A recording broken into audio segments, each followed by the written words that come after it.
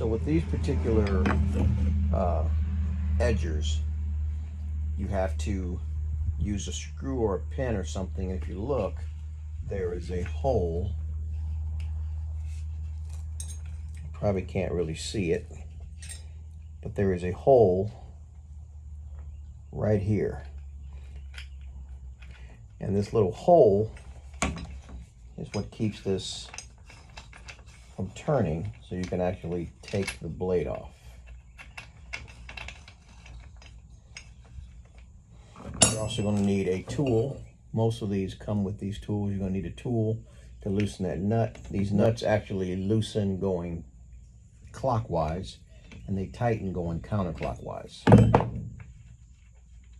And again, like I said, you got to have this screw or a pin or something, or a little rod to keep this, to put in this hole to keep this thing from spinning. Otherwise, the blade will continue turning. Take that off, take that off, take that off. So something I wanted to show you.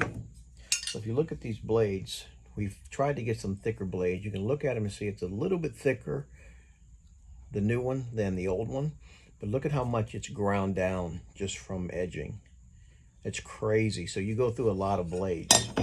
So we decided to purchase some thicker blades. And remember, like I said a moment ago, to tighten is counterclockwise and to loosen is clockwise.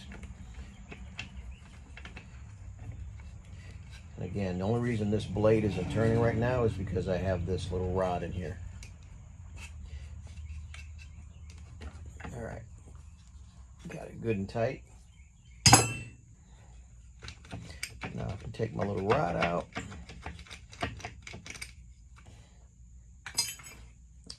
We are good to go. This thing is good to get some work done.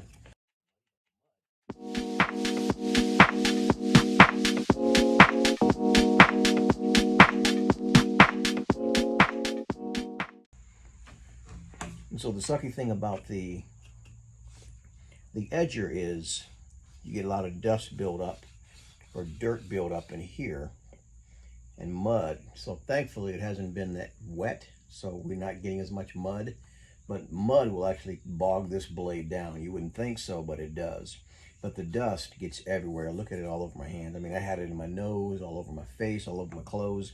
And that was from when I went to blow, using my blower here to blow off all the dust and grass and stuff from the edges. But I tell you, it does a great job on edging your sidewalks and your driveway. So